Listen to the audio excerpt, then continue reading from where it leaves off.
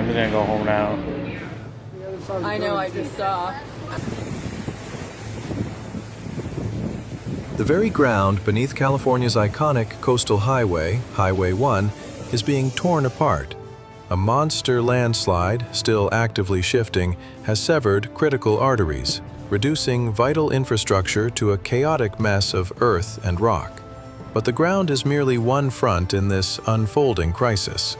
Right now, as these images stream in, the California coast is enduring a relentless assault, unlike anything seen in decades. Water, once a source of life, now rages through streets where cars typically flow, transforming urban landscapes into treacherous waterways.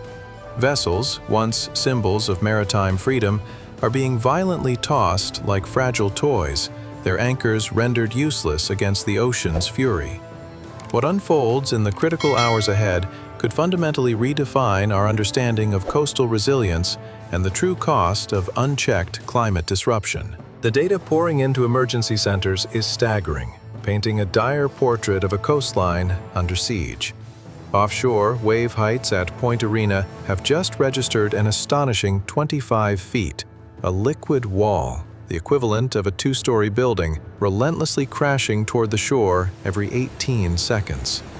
Meanwhile, in San Francisco Bay, the historic tide gauge, a silent sentinel of the city's relationship with the Pacific, is reporting readings that would have been dismissed as mathematically impossible just yesterday, challenging decades of historical meteorological data and engineering assumptions.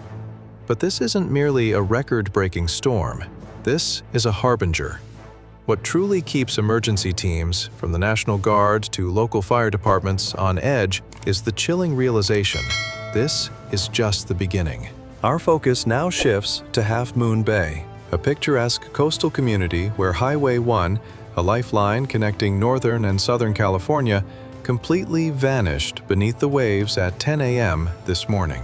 It wasn't simply flooded or partially covered. It was gone, swallowed whole by the raging Pacific. Drivers who traversed that stretch just minutes prior are recounting the most terrifying experiences of their lives, narrowly escaping the sudden, overwhelming surge. Emergency crews are desperately attempting to locate and reach 3 vehicles believed to be trapped within the submerged roadway, a testament to the speed and ferocity of this unexpected inundation. The severity of this event transcends the sheer size of the waves or the height of the tides. There's a deeper, more insidious force at play, a phenomenon coastal scientists and oceanographers have been quietly observing and warning about for months. The ocean temperature off California's extensive coastline is running several degrees warmer than normal, a deviation that is now acting like rocket fuel, supercharging this already formidable storm system. To understand the gravity of this, consider the physics. Warm water expands. It occupies a greater volume. When you combine these already elevated sea levels, a direct consequence of global warming, with massive storm waves and, critically, the highest astronomical tides of the year, the infamous king tides, you create a catastrophic triple threat. This confluence of forces is generating pressures and water levels our coastal infrastructure, much of it decades old, was simply never engineered to handle. The economic ramifications alone could be devastating, threatening billions in trade and local industry. The escalation was rapid, almost apocalyptic. At 5:45 this morning, forecasters at the National Weather Service, their screens flickering with live data, detected anomalies. The readings from ocean buoys, strategically deployed to monitor marine conditions, were deviating wildly from established patterns. Within minutes, the entire California coast, from the rugged Mendocino cliffs down to the serene Monterey Bay, was abruptly upgraded from a coastal watch to a warning, the highest, most urgent level of alert they can possibly issue. Over 200 miles of coastline, including densely populated urban centers and vital shipping lanes, suddenly faced an immediate and existential threat. In the small coastal city of Pacifica, waves are exhibiting behavior that even lifelong residents, seasoned by countless Pacific storms, have never witnessed. The water isn't merely splashing over the seawall, it's launching over it, a violent geyser carrying significant debris, rocks, and sand dozens of feet inland, transforming streets into hazardous rivers. The raw power on display is overwhelming. Engineers who had inspected that seawall last winter discovered concerning hairline cracks, minor fissures that were scheduled for urgent repair this fall. Yet, due to pervasive budget constraints and a chronic lack of funding for critical infrastructure, those repairs were regrettably postponed until next year. Now, with each monstrous wave impact, those cracks are visibly widening, threatening the structural integrity of this vital defense and exposing a perilous gap in our readiness. But perhaps the most harrowing account is emerging from the far north, in Crescent City, where the harbor is enduring a relentless beating that evokes haunting memories of the cataclysmic tsunami of 1964 and the devastating storm of 1983.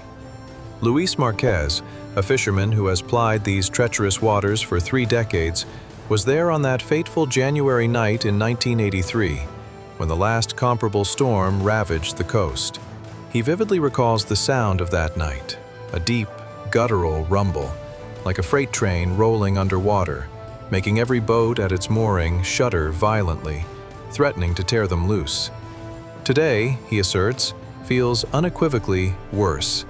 The distinction between 1983 and now extends far beyond mere numbers on a tide gauge. Back then, they contended with the raw power of king tides and storm surge. Today, a new, compounding element has been added, an atmospheric river. This isn't just bringing torrential rain, it's a colossal, elongated plume of moisture, a veritable conveyor belt of water vapor originating thousands of miles away in the tropical Pacific, funneling an extraordinary additional volume of water into an already perilously saturated situation. This unprecedented combination is stretching emergency services to their absolute limit. The timing of this confluence of forces is now critically important. High tide is projected to reach its peak between 11 a.m. and 1 p.m., precisely the window when the next surge of massive swells, amplified by the atmospheric river's relentless push, is predicted to slam into the coast. Emergency planners across the state are openly referring to this alignment as their absolute worst-case scenario. If these two formidable events, the astronomical tide and the storm surge, overlap perfectly, we could witness water levels that exceed anything in recorded history for this vulnerable part of the California coast, potentially leading to catastrophic infrastructure failures and widespread inundation previously thought impossible. The sophisticated technology painstakingly developed to safeguard human lives and property is remarkable, yet intrinsically fragile. A complex network of ocean buoys and tide gauges, the eyes and ears of our warning systems, feeds crucial real-time data to emergency operations centers every single minute. This morning, when the Point Arena buoy, the very instrument that first detected those colossal 25-foot waves, abruptly went offline, technician Marcus Simmons had to undertake a perilous emergency reboot. Battling 40-knot winds and mountainous seas, Simmons risked his life to restore functionality. For 20 harrowing minutes, forecasters were flying blind during the most critical, volatile period of the storm. That 20-minute blackout starkly illuminates just how vulnerable our meticulously designed warning systems truly are. One single equipment failure, one localized power outage, one damaged sensor, and entire coastal communities could be caught devastatingly off guard by the next monstrous surge, turning potential warnings into unavoidable tragedies. Right now, emergency operations centers from the bustling metropolis of San Francisco all the way down to the sun-drenched beaches of San Diego are operating at maximum capacity, fully staffed with dedicated teams working grueling 12-hour shifts. They are sifting through, analyzing, and acting upon the veritable flood of data pouring in, transforming raw numbers into life-saving decisions. Harbor masters, acutely aware of the immediate dangers, have imposed strict restrictions on all vessel movement, effectively shutting down commercial shipping and recreational boating. 3 smaller, more exposed ports along the coast are actively preparing to close their entrances completely if the relentless conditions continue to worsen, a move that carries significant short-term economic implications for local businesses reliant on maritime access. In neighborhoods directly adjacent to the water, the sense of urgency is palpable. Residents, many with generations of history tied to these shores, are feverishly filling sandbags, a desperate, age-old defense against the encroaching ocean, and moving irreplaceable valuables to higher ground, bracing for the inevitable. The human stories emerging from this terrifying event are a testament to both the raw power of nature and the indomitable spirit of community. In Half Moon Bay, amidst the chaos, an extraordinary act of heroism unfolded. A group of local surfers, intimately familiar with the treacherous currents and unpredictable temperament of those waters, spontaneously transformed into impromptu rescue workers. Exhibiting incredible bravery and local knowledge, they worked tirelessly, helping to evacuate a senior center just minutes before its entire parking lot was completely engulfed by the surging floodwaters. In Monterey, along the historic Cannery Row, restaurant owners, usually fierce competitors, have united in a desperate, collaborative effort. They are sharing precious pumps, sandbags, and manpower, not just to save their individual businesses, but to safeguard the collective heritage and economic vitality of their entire community. This underscores a profound truth.